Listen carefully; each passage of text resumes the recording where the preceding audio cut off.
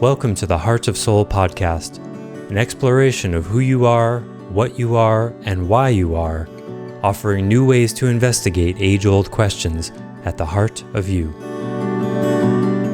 Hi, it's Joseph, and thanks for listening to the Heart of Soul podcast. The nature and usefulness of identity is our topic today, not the usefulness of identity, but the usefulness of identity. Does the soul have an identity between lives? Is there such a thing as healthy conditioning? How is yin divinity affecting the fragility of identity and the emergence of soul? We also discuss the challenge of relating to identity in a testing mode that requires neither belief nor disbelief, a critical groove to find, especially in the beginning. Lastly, Stace offers to teach a course on the premises of identity. If you're interested in that, you can reach him through the website identity.org. Thanks so much for listening, or if you're on YouTube, for watching. Greetings and welcome forward, everyone. This is episode 97. I know because Stace was curious and I looked. So that is a certainty you can count on in this world. I wouldn't say 100% because who knows. And greetings, Stace. Welcome forward again. Hello. We're going to be talking about the difference between id entity and identity, or identity's take on id entity today. And Identity, yeah. I've been thinking about it a lot, so I'm excited about this conversation. But before we jump into that, I just had to tell a barn is red on this side story, and you did another version of it. Was it last time? About the color of the cow. Yes, exactly. So it was really funny because a real life thing happened to me where I fell for it, and as people may or may not know, I have 9 Muscovy ducks, and I love them a lot. They're hilarious. They're like part dinosaur, part dog. And on Maui, because these ducks are tropical birds, occasionally they fly away or they get loose, or people, more often than not, dump them. You know, they just can't handle them or move or whatever, and so they'll just dump them into the environment, where that's why we have this enormous feral cat population. And so all of my ducks are rescued. I pulled one off someone's roof and nearby, and so my neighbor sent me a picture of 4 ducks that were at a bridge, because to get to my place, you have to drive over a bridge that goes over a stream. And he sent me a picture of these 4 ducks, and it was a pretty bad picture. He's like, "Hey, are these your ducks?" And immediately I was like, "Oh no, like maybe they are." And so I went and counted my ducks, as you do. And all my 9 ducks were accounted for. So I was like, oh, okay, so these are 4 new ducks in the neighborhood that need rescuing, and I've seen ducks in that area before. So the next day, I walked down to the bridge to see if they're still there. Sure enough, they are. It looks like a mother and 3 teen ducks, and they're relatively happy. They have water, and they're mucking around in it and stuff. It's like, okay, so 4 ducks, I can go up to 13 ducks. I can handle that. So the next morning, I go outside, and I always do a head count because you never know with ducks, and there are too many ducks. I have 2. I'm like, what is going on? I'm still waking up. I'm like, what? Who are these ducks? Don't look familiar. Oh, there's 3 more ducks, and it's the 3 teens that I saw at the bridge, white with a little gray, all kind of looking the same. I'm like, wow, they made it all the way from the bridge here. Maybe they're old enough to fly, or they're cruising around trying different places. So of course, immediately I think, I got to find the mother now. Maybe she's on the road. Maybe she's still back at the bridge. So I had a couple hours. So I was like, oh, it's a lovely morning. I'll walk to the bridge and see if I can find the mother. I go to the bridge. I look down, and there's the same 4 ducks I saw before. And it was, for just a moment, I was completely confused, because like my mind was like, okay, well, those 3 ducks back at home, they're now here, right? Which can't be. Yeah, right. And then I realized the 3 ducks in my yard are siblings of these 3 ducks, because they look exactly the same and they're the same age. So they must have split off somehow, and it's all one clutch. And it makes sense because a mother would not have just 3. Typically it'd be 6 or 8 or even 15. Oh, interesting. Yeah. It was really cool. Like, I was so sure that these were the 3 ducks I had seen, and it was completely wrong. And at no point did it even occur to me that these could be 3 different ducks. And like, that's what the mind does, right? That's only logical. Exactly right. Yeah. It was Wow. really funny. A great illustration of the mind's power to retrofit reality into its perceptual basis, right? Yeah. Yeah, Yeah. And then, of course, it makes you wonder, like, how many times a day is that happening? But right. we don't have the stark accountability of, no, look, now there's 7 ducks, not 3 and 1. Yeah. Yes. Which is really funny. And now Interesting. I have this kind of feel this sort of responsibility. Now I'm going to go from 9 to 16, which is quite a leap. But I feel like I have to reunite the family, Oh, and sure. so that'll be fun.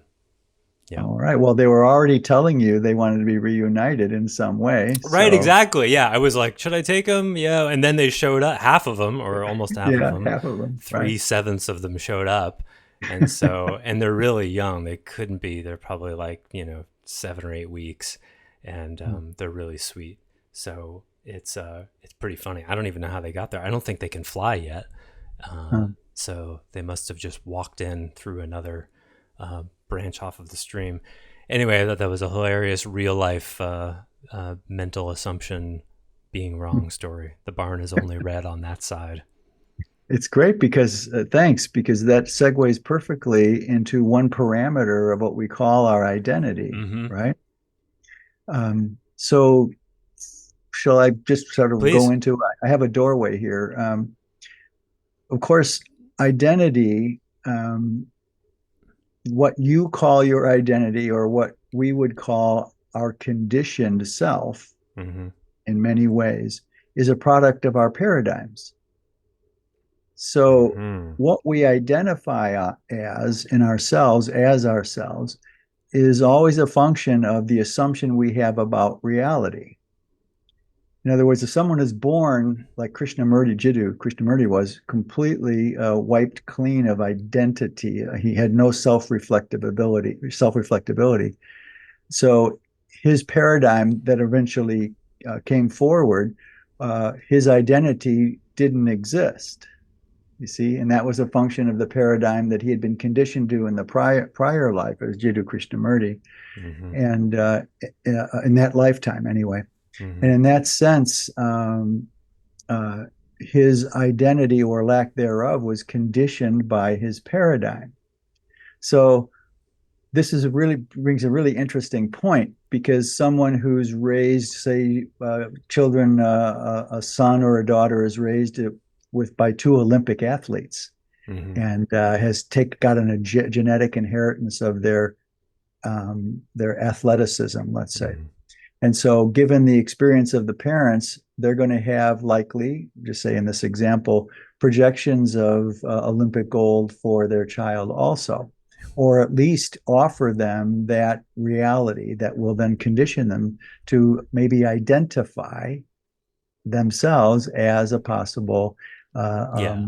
Olympic athlete. At the very least, they would have an expectation that the kid would be in good shape, Yes, probably do some sports. They wouldn't be like, oh, this is probably, a computer science, future computer scientist who's going to sure, carry 15 extra exactly. pounds and eat too many Doritos. Like, that's not going to be their unconscious assumption. And of course, I'll pick the most extreme example, Roman Catholicism, where the identity is drilled into you by your conditioning, religious conditioning, that you're sinful by birth innately because of what the apple that Eve got Adam to eat, so to speak. So that paradigm is going to configure your identity such that you will have a whole slew of behavioral orientations that serves that identity, shaped by the paradigm. And not just in content, but in context in really subtle ways, like you are separate from everyone else or not, or somewhere in between, those kinds of, like, the very parameters of what it means to be a person, whether it's a sinner or a child of God, or a self-authority, like I think of, like, Ayn Rand's heroes, someone whose reason is going to conquer the world with individual Right. will, or those kinds of general parameters, which are going to be the most unconscious You bet. aspects of us. And interestingly enough, I can't remember the context, but this past week I was reminded, which I'd completely forgotten, that Calvinism a very specific form of non-Catholic Christianity, believes and conditions children in that paradigm that you are either born saved or not born saved. Oh, I forgot They about that. yeah, That was a later derivative of Protestantism, right? it was. It was Yeah. Calvinism became only unfolded after Martin Luther. Martin Luther nailed his stuff to the cathedral door. Yeah. So in that sense, think of that for a moment. They're special because if they're Calvinists, they were born to be saved. Yeah. Are Whereas there any Calvinists who think they weren't born to be saved? Or no, is no, that just everyone else? you wouldn't be a Calvinist otherwise. Oh, that's what they call begging the question. That's petito principii, right? That's where the Yeah, assumption is in the that's conclusion. I had to do a couple secondary researches on that question, and that's the best I could get out of what I found. Um, because if you are born within that Calvinistic paradigm, it already says that you are saved Wow, what because a great only Calvinists example. are saved. Yeah. Wow, yes, that's like that's also see the only true Scotsman logical fallacy. Well, that's nice. That's Right. wow, Right.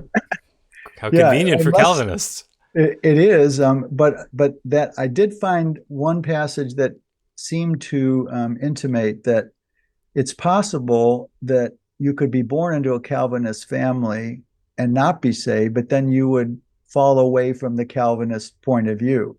In other words, if Right. you were not saved, you would leave. Right. You It just see? works itself out. Right. They were Exactly. never right for this anyway. Oh God. Oh, Yeah. wow. That's what the So retrofitting kind of exactly. fallacy. Yeah. Yeah. So in that sense, uh, identity, nothing is above conditioning. And this is what's important is that Mm. in the paradigm of the non-dual basis, pre-dual in our language, uh, it is possible to access unconditioned being, which is not non-duality or the impersonal divinity of Advaita Vedanta.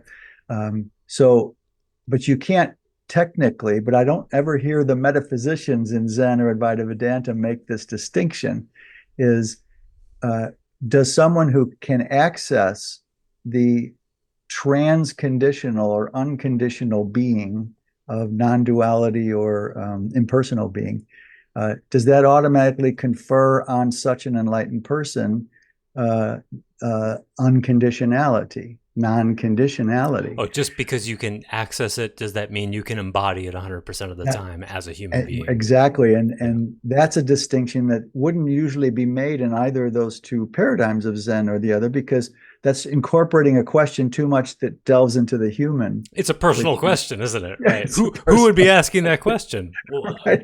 Exactly. yeah, oh boy. So, but that to me is a question really worth asking because identities have conditions the people who come into it, if they really get serious about embodying the premises and the forms and the expressions. Uh, in that sense, nothing nothing is unconditional in any paradigm, because the paradigm that says non-dual or impersonality is the root aspect of all consciousness, that right there is conditioning people toward that goal. Right. Like there is no self. Right. Meditate enough hours and you'll find out is Yes. conditioning. Yes. You Yeah. see, it's a conditioning that, in their point of view, I read somewhere a long time ago of some Zen philosopher from China that it's a conditioning to lose your conditioning. Oh, Jesus. And so, well, we can go in loops like this, but that those loops only exist in the mind, actually, not nowhere else Right. in Because reality. really true, a pure Zen, I don't even know if such a thing exists. You wouldn't be allowed to read anything. And ideally, you That's right. hadn't heard anything about the nature of self. That's right. And you would just get instructions like find the person who's meditating and count your breaths, or Sure. look for the end of your thoughts or whatever, and then see what you discover. That would be pure science. But they don't Yes. admit that they're testing a hypothesis called there is no self. That's the That's the thing. Oh, yeah. that's the thing that's missing when they Hmm. say they're a paradigmless paradigm. or they don't have a paradigm at all because they destroy paradigms by the nature of enlightenment. But Uh-huh. you just can't get out of paradigms. Yeah. It's impossible. So the whole question of we're all conditioned, identity steps in and says, look, we're always going to get conditioned by whatever paradigm we find our heart calls, our calls to our hearts and souls. But how attached are we to that conditioning becomes a question. And the Mhm. way you test that, because especially in identity, our conditioning, what we help recondition people to do is have the felt realization that 70% of their identity is unconscious. Mhm. Upwards of 2/3 of our our identity that we identify as the noun of us is unconscious to us.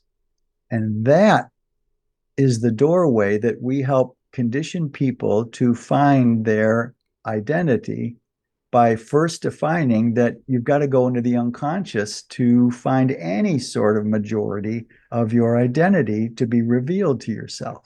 Mhm. And this is really an interesting bifurcation, different than other paradigms who either claim there is no conditioning in the end of your goal, or you're reconditioned into something wholer, which is what identity would offer. So I can imagine someone asking the question, how is identity different than Zen? Mm-hmm. Then doesn't identity assert the hypothesis that 70% of your conditioning is in your unconscious, and so, green not gold, Right, strategic self not authentic? So how do right. you know that the process, you already know what I'm going to say. So it's not fun. Sometimes I get bored of my own question because I already know you already know you get Midway, it. that was beautiful. Yeah. So, and then I get distracted by seeing what I'm going to say, and I can already feel the answer coming. So someone would say, how do you know that EBE is not doing the same thing by Uh-huh, asserting the conditioning for someone to believe, such uh-huh. that they then have the experience that they are 70% strategic, which may not be true, the same way Zen causes people to have the experience that there is no self? And I would say if you kept that question and realize that question is in your mind, which doesn't invalidate it, Mm-hmm.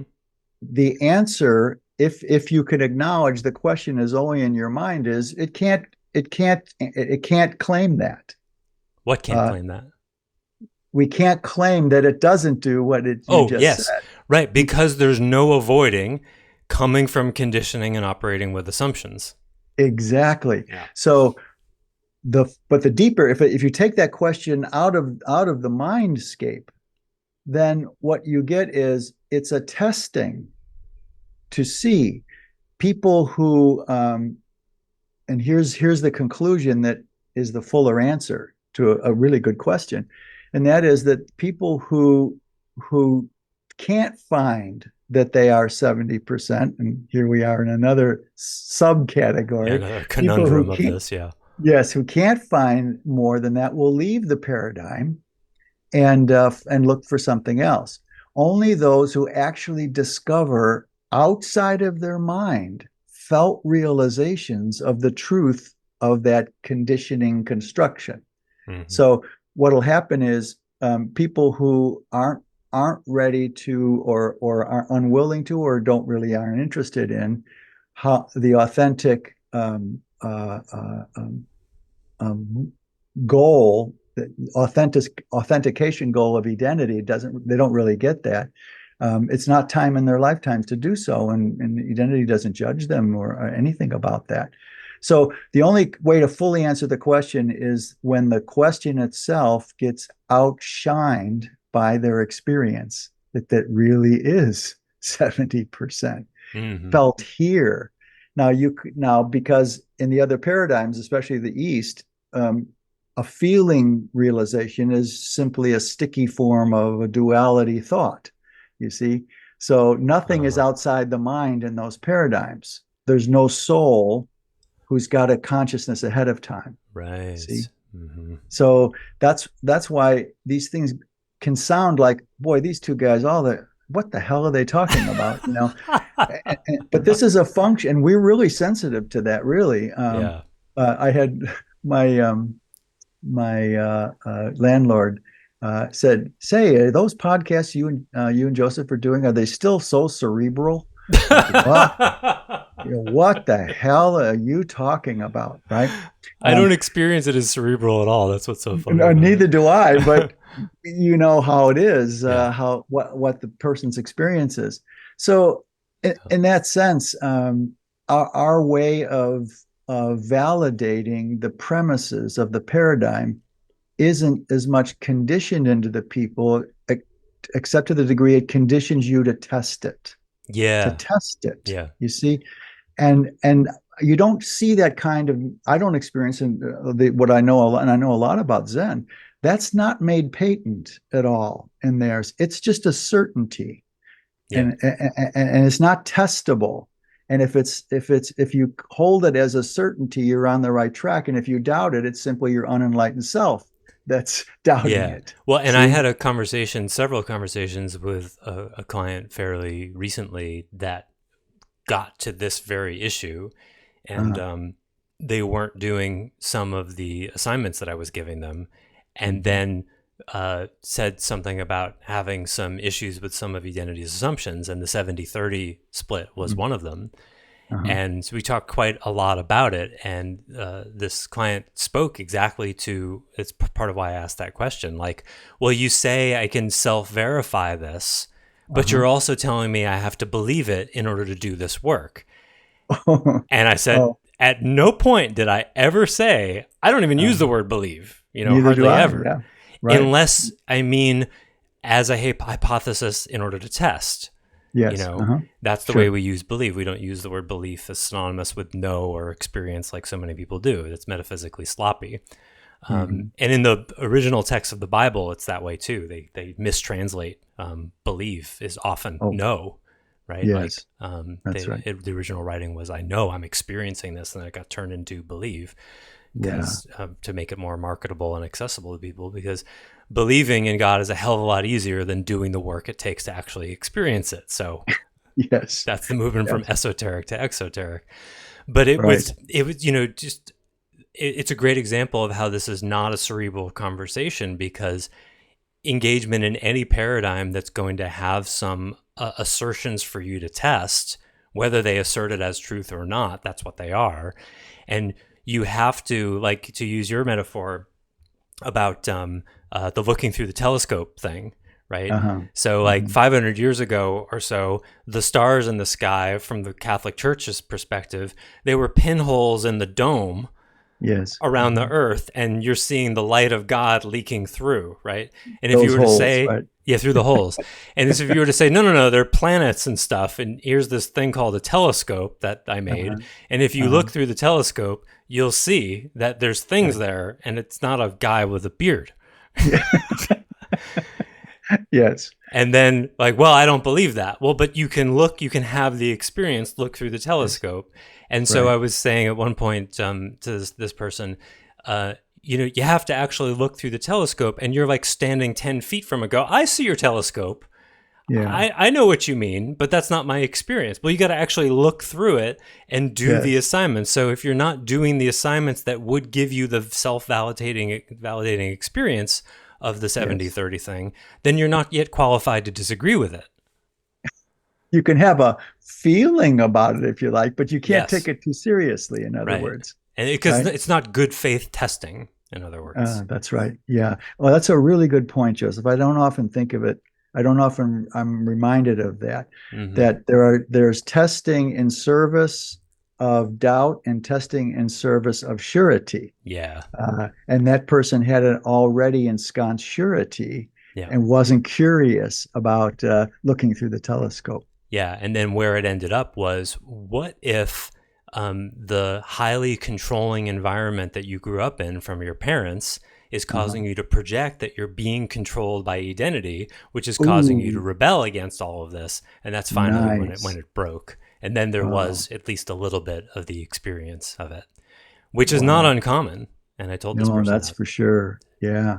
And there's a beautiful example of how your identity, how you come off to yourself. In other words, you could say another way of looking at identity, it's your awareness of your own awareness, your awareness of your own being.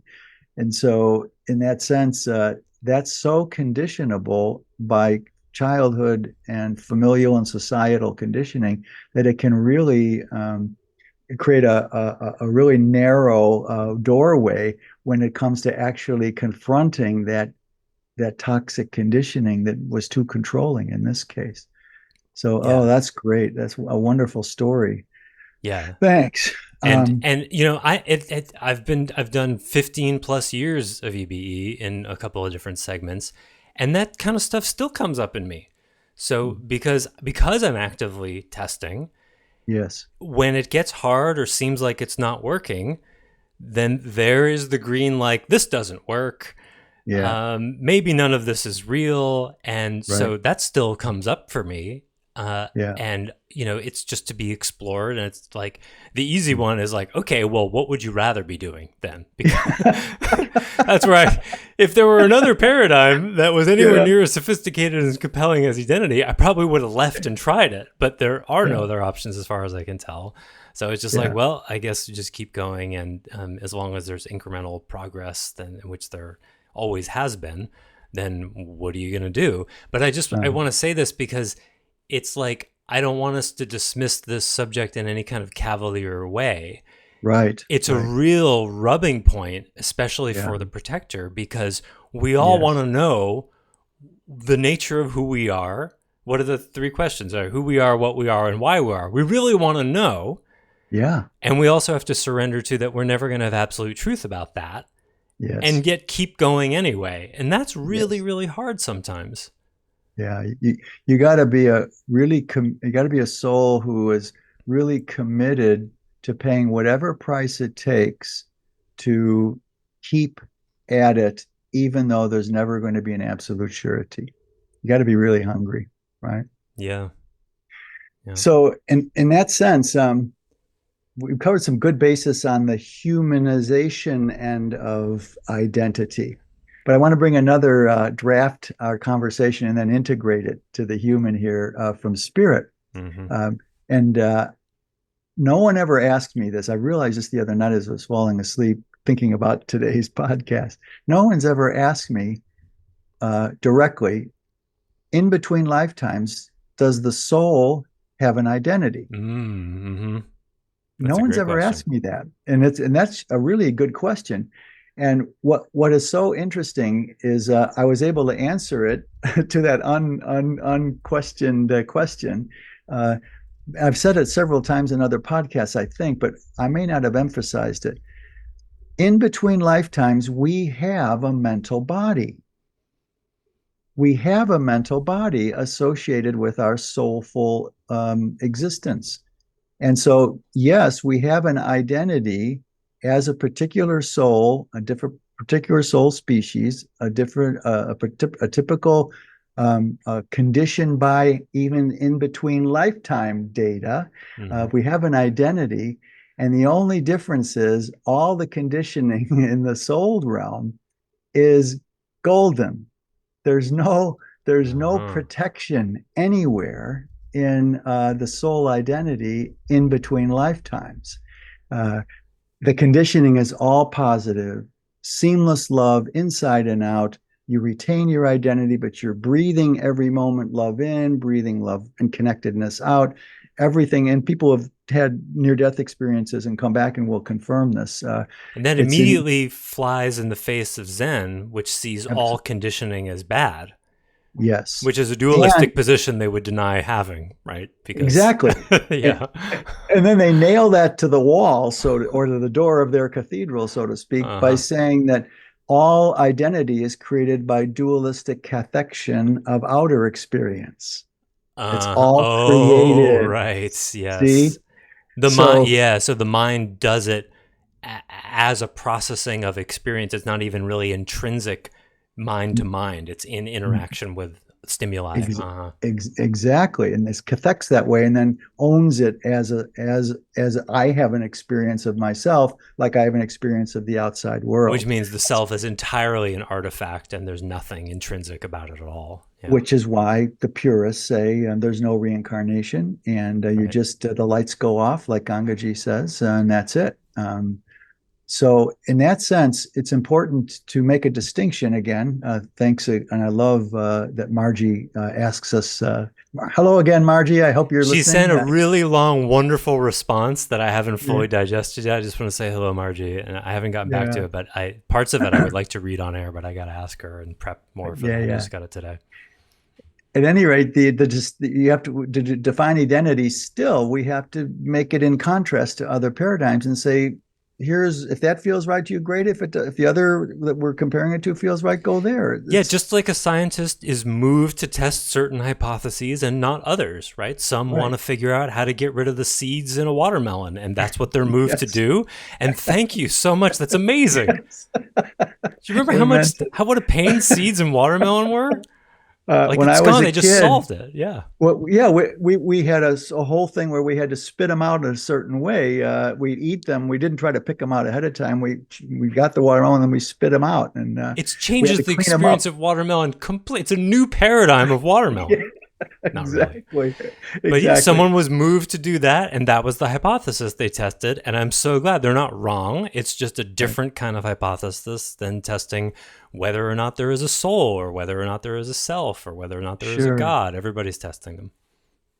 And we never lose that in identity. We are ultimately testing everything that moves through us, as you just said so beautifully, relative to these things come up, and that's okay that they come up. And then you work with it, you feel it, and then you try to trace it back to conditioning that's narrowing your actually more expanded possibilities.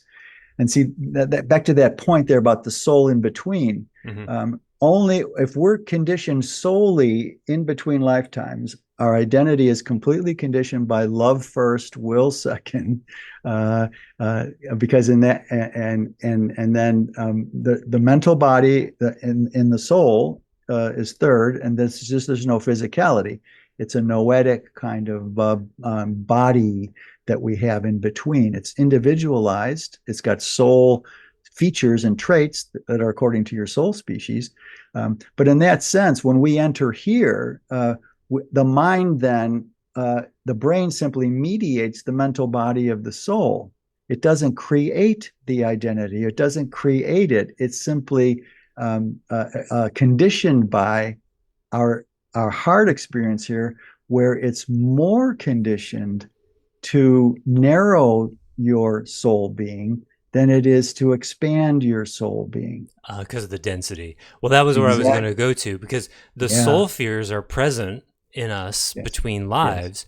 So Yes. aren't you saying, wouldn't it be accurate to say in between lives, in expression, our conditioning is gold, but there's still fear-based stuff in essence. It's just because we're not in this dense realm, it doesn't translate into behaviors and intentions and that kind of thing. Isn't I the would conditioning say, still in there? Because fear is a conditioning, right? well, there's two ways to look at that. That's a great question. In my experience and memory of what it's like in between lifetimes compared to this lifetime, which can get pretty crazy making sometimes, Mm. it's possible. I can't claim it, or I can't claim anyone has done it yet, but it is possible in a future moment that all of our terrors of being will be functionally healed enough where we don't have to reincarnate to keep processing the terror of being, not being, and non being. Now, that doesn't mean they're gone Uh-huh. because not everything's an asymptote. Yeah. But after a certain point, then it becomes unnecessary to incarnate in a dense edged universe like this, which narrows our soulful being. Um, we don't need to come back, but we do anyway because Hmm. we want to help those still laboring under the contractions of those three: terror of being, terror of not being, and terror of non-being. So it's a great question, but again, the answer is it can be has to be indefinite because all learning is asymptotic. There's never an end, and yet the difference between 20% healing the three terrors of not of soul being and 60% is a difference you cannot even put a caliper to measure. So every no matter in Zeno's paradox, no matter how close we get dropping a stone to the ground, half and half and half, and it never supposedly reaches it. That's all a mental body thing because reality trumps. Whoa, what do you know? The stone does hit the ground. So this is what is so interesting about mathematics. We can get pretty close to having it make all sort of sense inside our minds, but it just does not correlate to reality, right? It's like Schrodinger's cat. Oh God, I hate that thing. We talked about that once before. We did, but in that here's a good example that paradox, you can't say what the state of the cat is all inside the mind. Right. That cat in our picture is one of those things, not all of those things. Yeah. It's either alive or dead. Because a cat can't embody being both alive and dead at the same time, even if your math can express that. Exactly. And there's the disconnect between mathematics and reality. The same way the stone doesn't fall halfway and then halfway and then halfway. That's just your mental picture for describing what it's doing. And you can put that map on it. But what the stone's doing is falling. It's not thinking, okay, I'm going to go halfway, then I'm going to go half more way, then I'm going to it's not doing that. So it's really, I just read an article recently. There's really there's a society out there. It's like a club that is arguing the point: do mathematics describe the reality of realities, or is it not completable ever? In other words, is there a reality of realities? Is there a limit to how much mathematics can actually describe it? And when you get rewarded with mathematics, E equals mc squared, sometimes the mind's picture and mathematics will conform with reality. And, that means it always does. But that's just not true. Einstein's E equals mc squared is verifiable. But Zeno's paradox is not verifiable in reality. So we have to be really careful, and a lot of really smart people, scientists especially, forget that you may have something really unknowable as Schrodinger's cat state, and yet not remember that cat can't be dead and alive in the same moment in reality, only in our paradox. See? And so that's why I always chuckled at Schrodinger's cat, where people you can decode that, and it's a wonderful visualization. It does show some limits of the mind, but the cat can't be dead inside that box. We can't know which it is, but it's got to be dead or alive. Speaking of dead-ending paradigms, I've dead-ended so many conversations with the place where, how do you communicate to someone that they're processing reality entirely in the mental body when they have no reference point for that? And I was such a person once, and I don't know exactly how that changed. Certainly identity helped a lot, but there was, some people spend their entire lives inside that, like the math people who are, engineer types who are resolutely sure that the mind is because that's the paradigmatic assumption behind the Schrodinger cat people, is the mind's capable of apprehending reality. Yes. And, it's like, I could give you some things to do that would show you that doesn't work. But if you won't look through the telescope, then what do we do? Yeah. Oh, great. What a way to circle back there. Yeah. And that's the thing,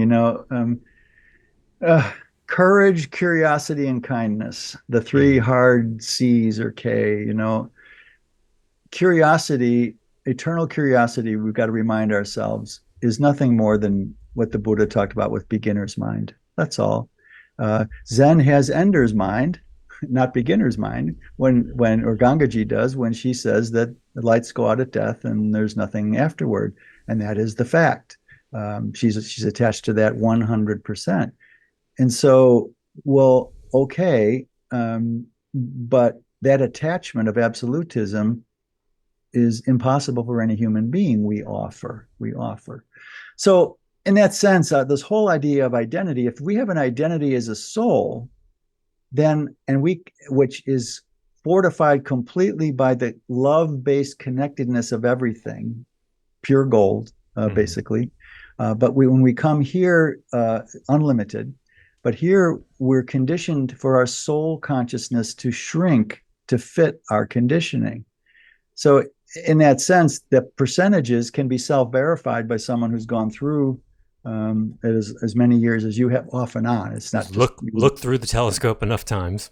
Yeah, and eventually you go, this is true enough for me to keep going. That's all we do here. There's no absolutism.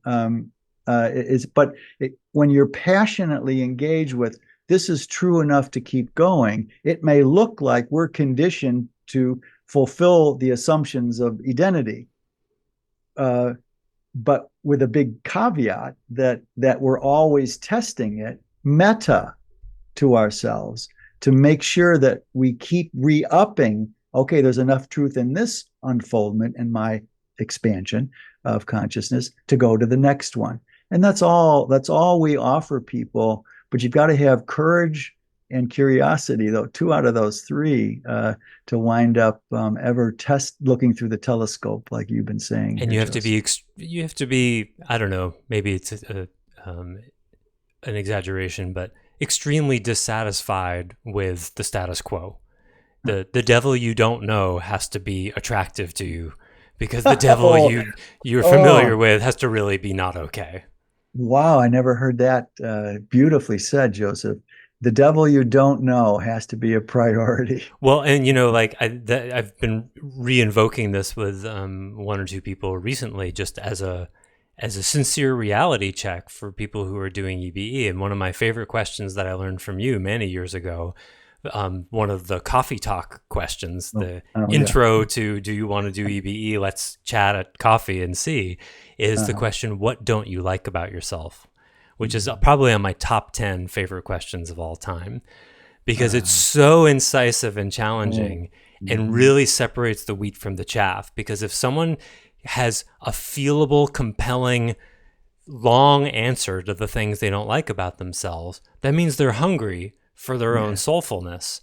Yeah. But to me, one of the clues is when they say, I'd like to be more. It's like they're saying, I like my current identity and I'd like to be more compassionate or more kind or something. There's an assumption in there that's like they already are fairly happy with what it is, and they're looking for a constructive project, not a deconstructive project.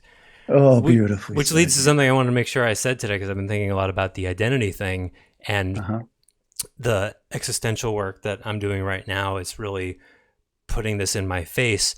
Seeing how, from my protector's perspective, going way, way, way back to, hearing your initial talks and being in the first year or 2 of EBE, I realized that there was an assumption from my protector's perspective that I would go from one kind of firmly edged identity that is solid and substantive and nounish to a different, better identity. Oh, Joseph. Oh, that there would be a change in content. And that's not how it is. It's you transmute the nature of and your experience of identity itself. And that's especially important in the existential phase that we're working with now, because it's far easier to improve or change qualities inside the same identity box. Oh, nicely put. Like instead of being unkind, I'm now kind, right? But the I frame is still there. It's like getting new furniture in your house. This is like, oh, my house has no walls. There's still a roof, but there's no walls. This is scary. I don't know if this will work, but it's true. Okay, what happens now? That's really disorienting. Oh, thanks for bringing in that particular dimension of it, that the identity, our identity is deconstructed literally into the unknown. Mm-hmm. And that's what brings us one day to the existential. What we get enough practice deconstructing in content, where at some point the context can't hold together the newly emergent content that we're discovering about ourselves. So Yeah. that's why we use that word transmutation, not transformation. Right. Transforming is keeping that I with its outer parameters solid and the same and just changing qualities. But transmuting is changing the whole enchilada. I get the image, and I've had this experience doing the very light carpentry that I've done before, where it's like, oh, there's a little bit of rot here from there being some water intruding into here. Well, I'll remove that rot. And as any carpenter will tell you, rot is like the unconscious. You never know how far it goes until you start to chisel away at it. And it's like, okay, well, it's just this one spot, and you cut it out and you cut it out, and then you cut out more, and like, oh, it goes actually all the way over here. Oh, I guess I have to remove this entire piece of drywall. And it's sort of like, you remove an entire stud and then another stud, and then it seems like, oh, and now there's no wall at all, actually. And do I need to replace that? Oh, I can't anymore. I guess there's never was supposed to be a wall there in the first place. Interesting. That metaphor is so perfect to lead to the next thing I wanted to say. Cool. I love this, Joseph. Is if the whole point here is to transmute our wounded, conditioned, protective self, which occupies 70% of that we're unconscious of in the beginning, and transmute it to our soulful I, transmit our conditioned I to a soulful I, then in that sense, what we're saying is it has to be deconstructive and change. The goal here is reverse those percentages, as we say so often. And every percentage point you go, once you hit close to 50-50, every percentage point after that expands geometrically instead of arithmetically. Yeah. And so it's deconstructive, and that's what scares people, and that's why we can't serve the multitudes. We can't serve right at the moment. We're barely able to keep up with the small, tiny 5% of 5% of 1% of 1% people that are drawn to us. We're barely able to serve them at the moment, and in the near future we're not going to be able to serve them, and so this becomes a really interesting question, and how can we help people keep deconstructing and reconstructing their conditioned I to their soul I if we don't have helpers that we need to help them do that, facilitators, basically. And that's where Divine Yin kicks in, Joseph, and offering more ways to add, not subtract our sequencing of things from the practical to the existential, but making it come easier and using other kinds of self-oriented dynamics, like the breathing thing that we're going to talk about another time some more. The more Yin divinity inculcates or informs our human condition, the more our work will become streamlined. We will go faster and deeper at the same time, and that somehow will balance our ability to serve people in the near and the far future. I make up in my head that 100 years from now, it will have been suffused so much with Yin divinity that it'll take, even less than a year to do this instead of 5 or 10. Well, let's hope so. And I think part of that is, which is also observable in I've been working with people for 22 years now in different ways, and I see life not supporting strategic inauthenticity anymore. There's an accountability happening where I think which will make people hungrier and less resistant, and so then they'll move faster because the devil they know will become so dissatisfying that they'll be willing to dive in and really try something different instead of negotiating with that difference for a really long time. Because that's a big part of it. It can happen really fast. How fast does your protector let you really try it? Is a really big indicator, Right. But we have that ally in yin divinity, Yeah. because yin divinity is the side of divine being that's connected to connectedness and love and on and let not will driving unfoldment, creating our next moment, but letting the process create your reality of unfolding without using will, except to use will to mitigate will a bit. So, in that sense, divine beings' whole wetting of our dry, brittle, conditioned self, it just doesn't support it anymore. It's in exactly the same way it doesn't support that scorched earth enlightenment that I'm a dinosaur. The enlightenments are going to be now a mix of sage and saint, Yeah. not sage and saint as they have been really demarcated in the yang divine time. So it's wonderful in one way to actually realize my enlightenment is no longer supported in the present age. So all these souls that are still going to monasteries and still seeking non-dual obliteration of the illusory self, this is going to become harder and harder to attain. It's not going to stop completely because it's a freight train that's been going 2,000 years, and it's a 1,000-ton or 10,000-ton freight train. It's going to take a while. The engine was unplugged in 2012 of that, just like with not supporting the strategic self so much, the protective self.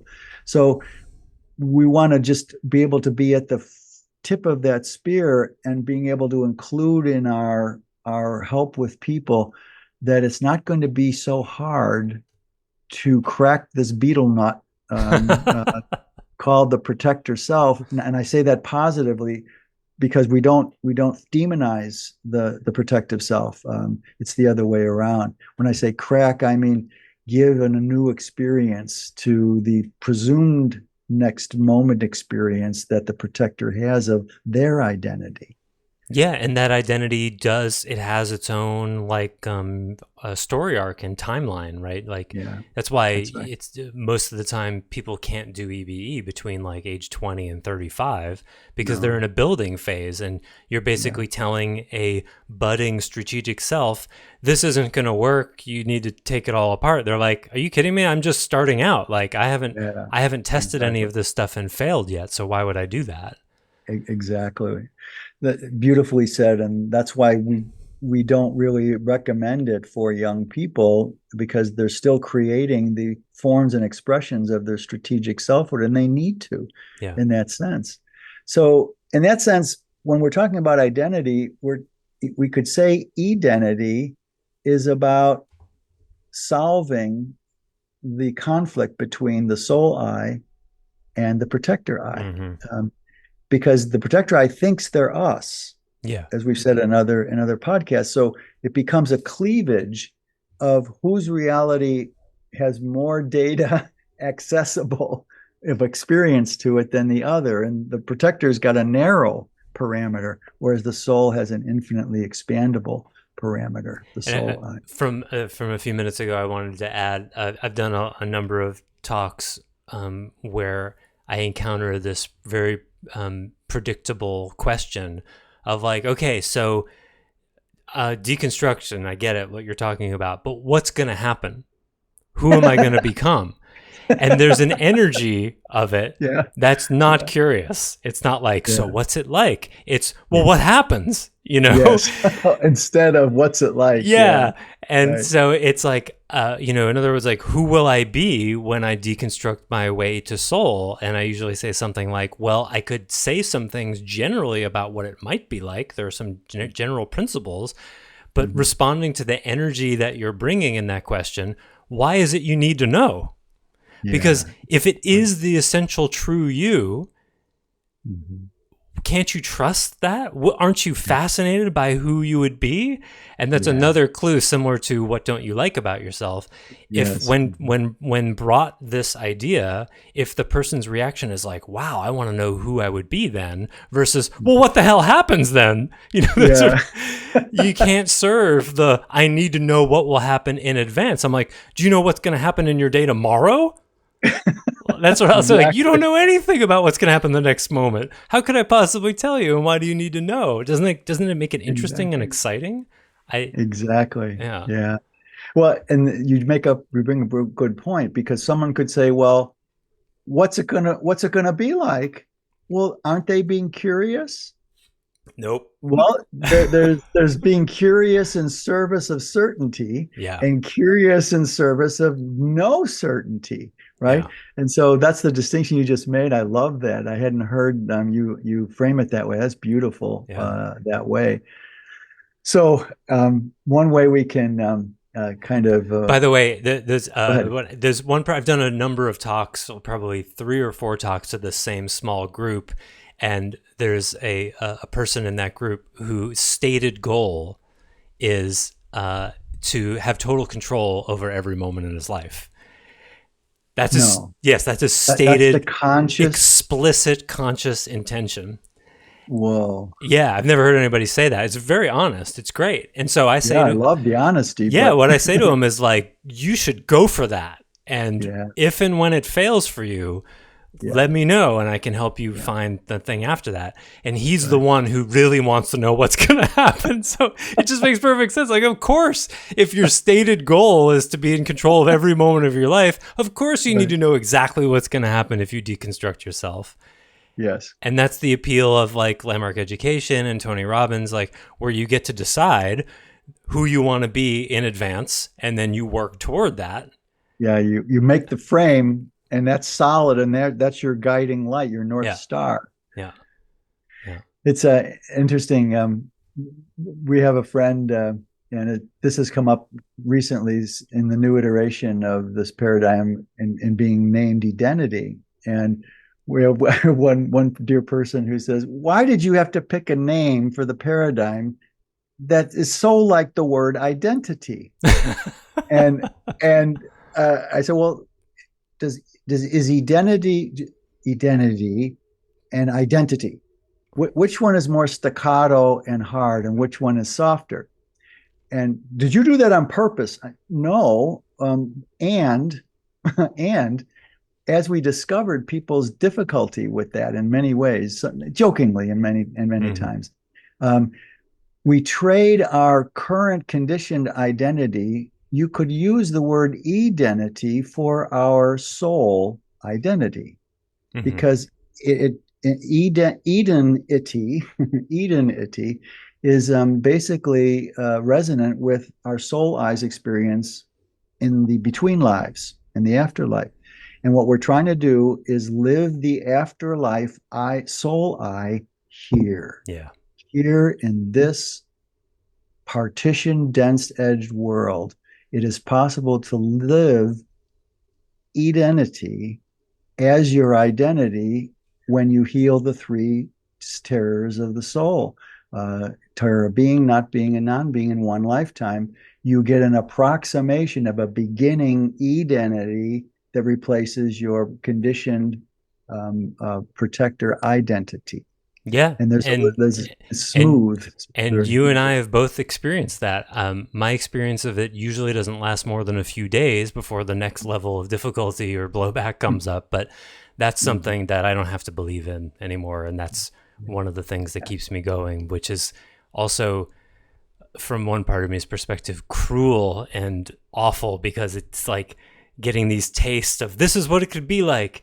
And then 3.5 days later, it's something else. It's like, oh, fuck, why can't that remain? And it's because there's more to go, apparently. But it's just so people know, it's not like you have to do this work for 3, 5, 10 years and wait to have any experiences of that. The veil starts to thin and you start to have more and more direct experiences of it. You don't have to believe in it for very long. Yeah, absolutely. And aided and abetted again by the deepening yin divinity. Yeah. There are people attracted to our work now who can have another reality felt experience within 2 weeks of starting this work. You have an example of that recently, right? And so not only are the people conditioned way in the background by yin divinity, in other words, our yin divinity is supporting our soul eye reality of things behind the curtain, behind the curtain. Yeah. You've got the soul behind the curtain, the soul reality behind the protector reality, but you have yin divinity behind our soul that way. And so we're getting double, the yin divinity is muscularizing our soul eye capacities to be made manifest. So that's going to happen more quickly and deeper in terms of time than it has been in the past. And that's why my own identity is slowly inching into more and more, takes up more and more of my days, where another difficulty now comes up every 3, 5, 6 weeks instead of every 3 days, as it has been the last year. But they get smaller and smaller and smaller, and smoother transitions between them. But if you grip and have an identity wanting it to control how many days or weeks it is, then it doesn't work. That's like when you wash your car, it rains, but washing your car to make it rain doesn't work. An oblique reference. No. And I think there's a space for this. It just came to my brain, my silly brain. I really was repelled by a Jim Carrey movie back in the 90s called The Yes Man. Oh, yeah. Do you remember that? Yeah, sure.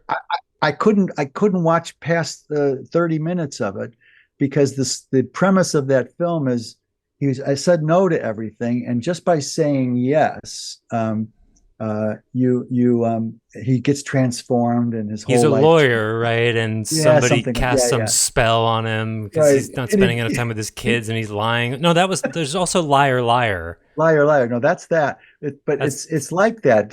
I mean, Carrey this is different, right? He has to say yes to everything. Different film. And there's a book, Michael Singer's Surrender Experiment, is about somebody who tried that. Well, and a version of that, and this is where I wanted to get to today, is The Secret. Oh boy! Came, of course, with Oprah and her crew. She publicized it. It was there before. Yeah. But The Secret says, if you just think about what you want, it will come to you. Yeah. If you just visualize it over and over and over and expect it to come, it will come. We just saw a movie recently that I was loath to watch because it was based on The Secret. But okay, I want to see how this actually. Well, that was courageous. Oh, and I held down my dinner long enough to appreciate some parallels with identity. But what we do, we don't use the mental body to just expect, or the will.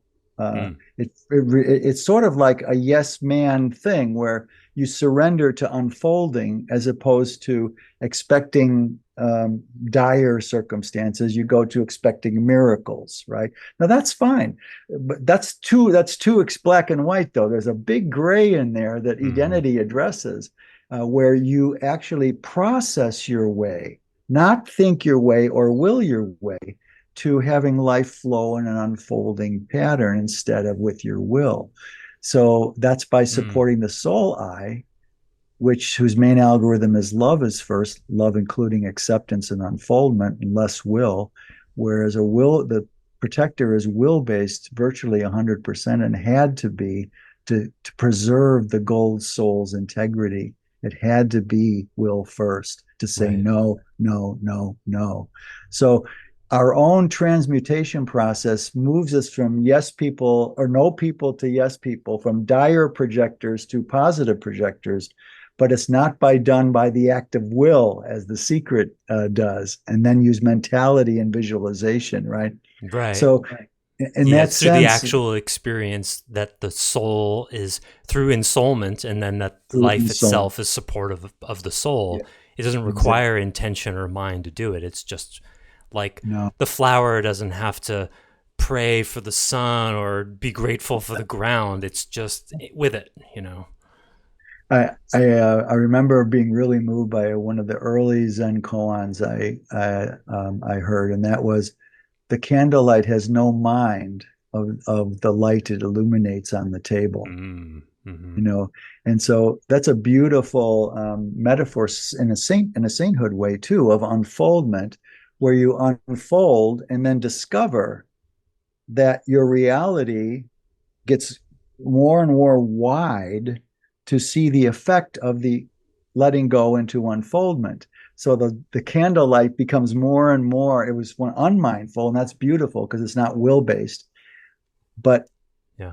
as you process transmutation to the soul eye, you become aware of how much light, how much change it does into your narrowly constricted life as your identity. That's basically 70% will first, not love first, right? A quick aside about The Secret. I find it fascinating. Mark Vicente, I believe, was the director of The Secret, I think, or the writer, or both. And he was one of the top guys in the NXIVM cult that fell a few years ago. That was a really interesting example because NXIVM took the ideas of The Secret and manifestation and basically put them on steroids. Wow. Isn't that interesting? Wow. I didn't know that he was. Yeah. But I'm really familiar with the NXIVM paradigm. Yeah. And so I didn't realize how much of The Secret they did take on. Yeah, right? I mean, it's basically just, okay, you can manifest stuff, and now how do we really drill down and do that? And, that's what happens when you take that kind of manifestation, intention, control stuff to the umpteenth degree. It turns into manipulation and abuse. And it's really interesting how that was his path of dead ending that. Wow. And whenever I think of how that esoteric symbol that the women had to have tattooed to them was actually his initials. Yeah, there you go. There's a symbol of, wow. Literally a brand. Yeah.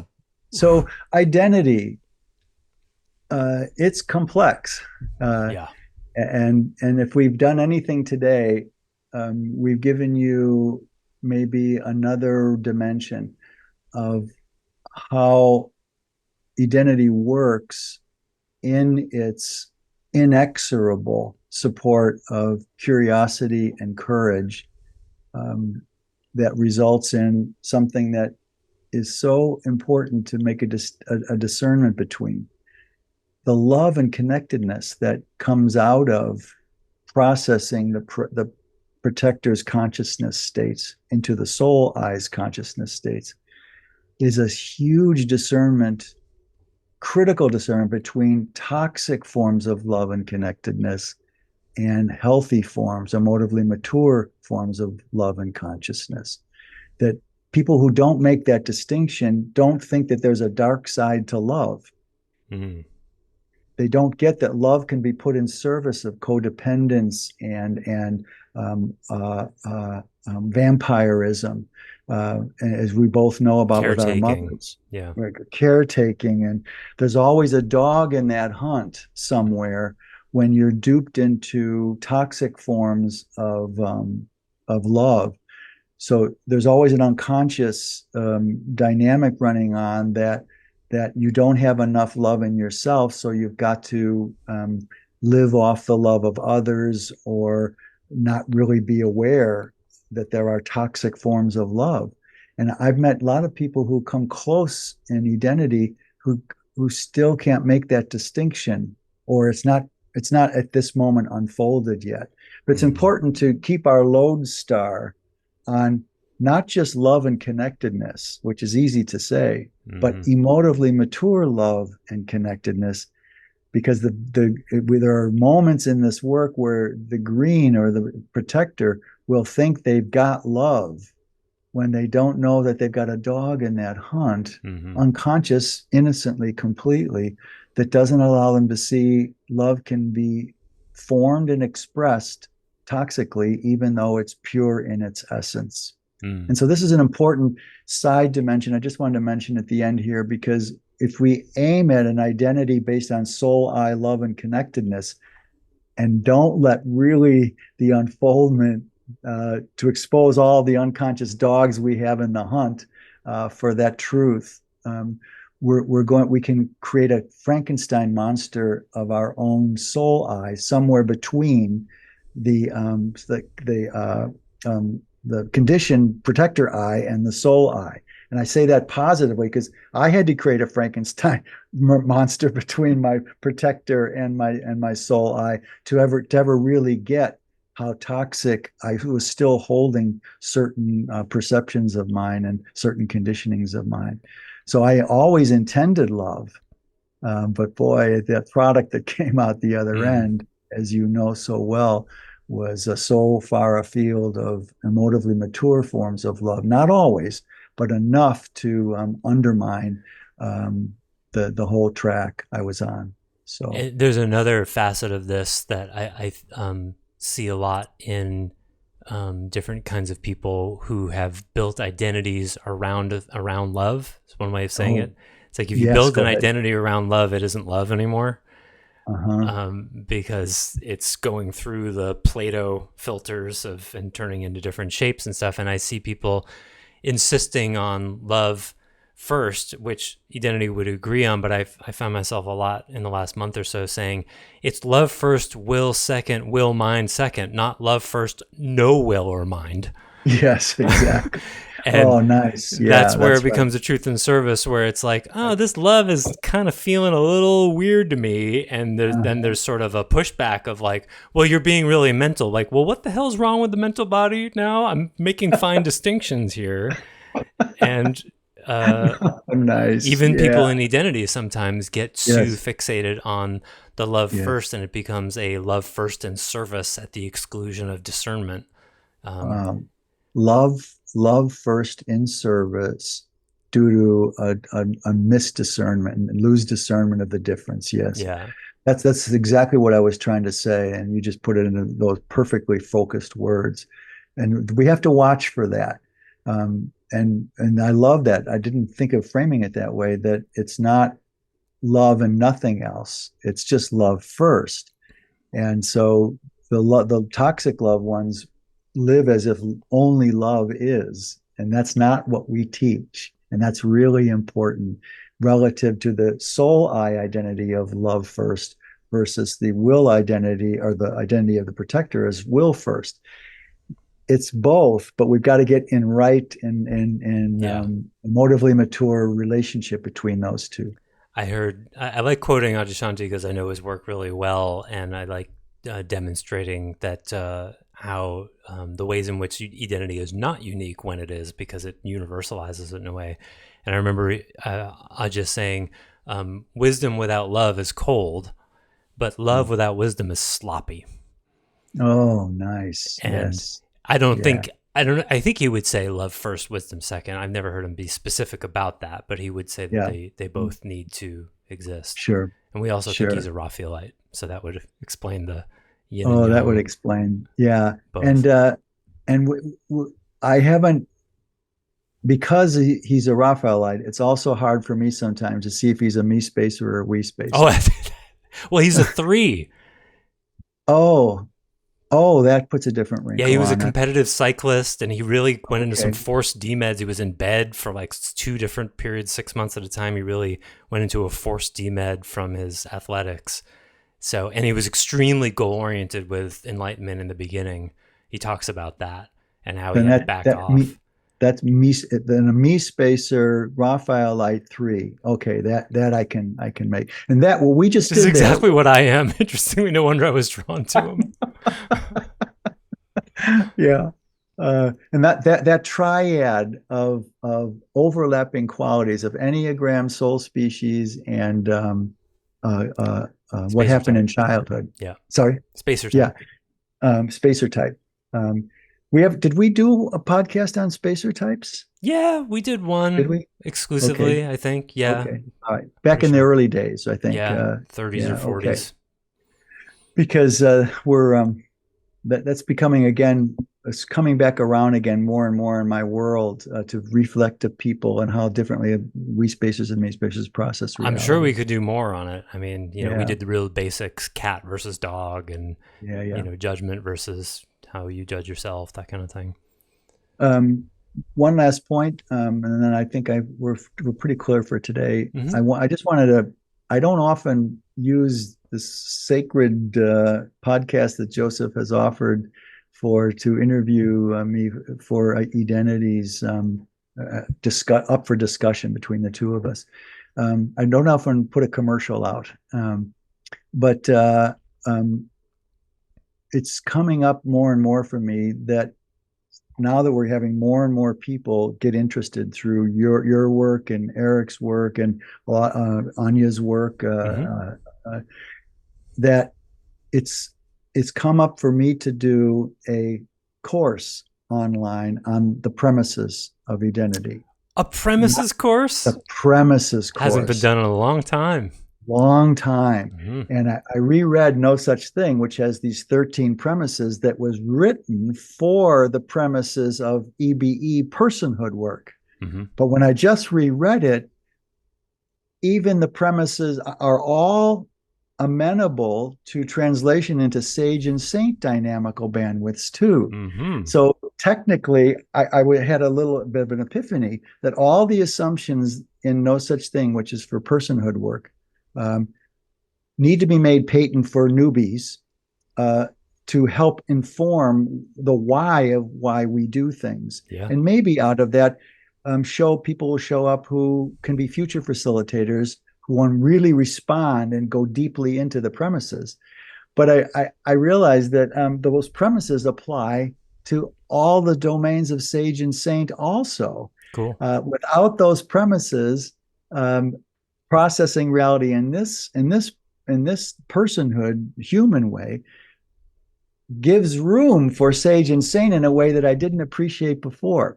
So those 13 premises, one premise a week, or one premise at a time, and do that.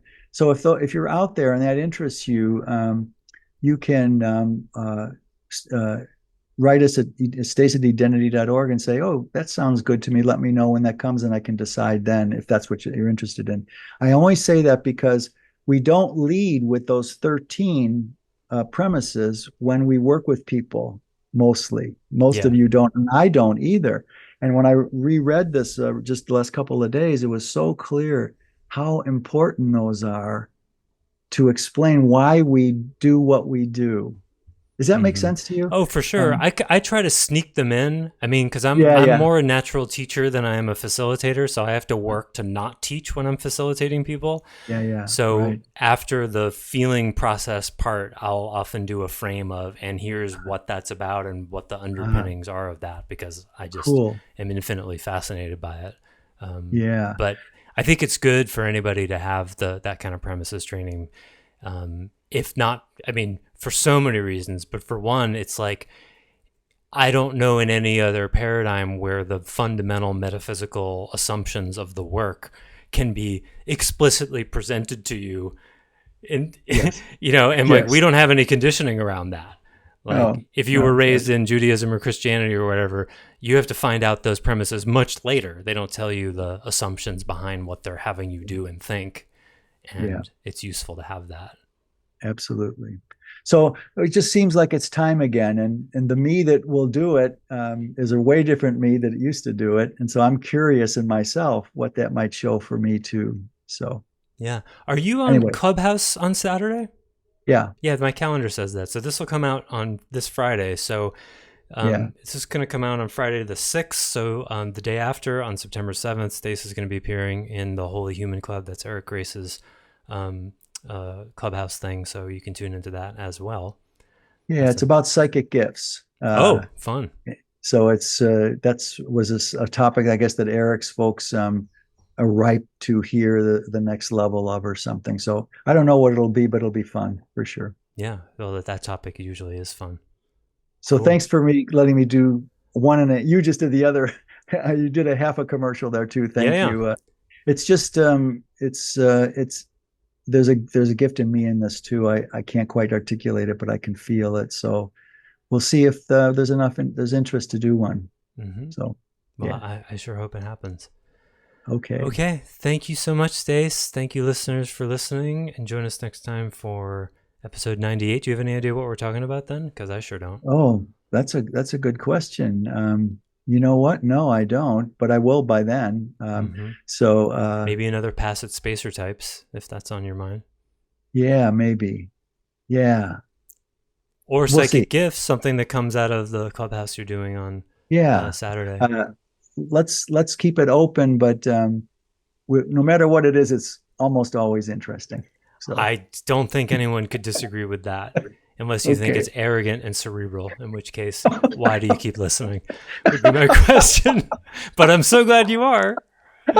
I say that teasingly.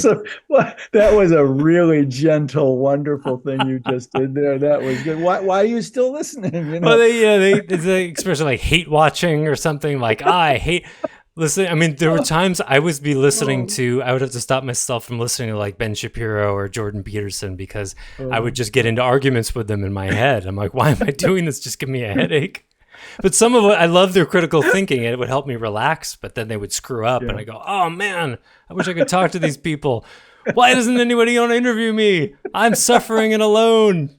Like, what else? Could I be listening to like music while I cut my grass? Maybe. Yeah, that's how my brain does things. All right, listeners, how can you not love this guy? Come on, how can you not love this guy? Yeah. Okay. Thanks. Thank you, Stace. Thank you, listeners. Until next week, we wish you well. Bye for now. Thanks for listening to the Heart of Soul podcast. To learn more about Stace Barron and Edenity, please visit edenity.org. To learn more about Joseph Shapiro, visit clearandopen.com. Until next time, we wish you well on your journey.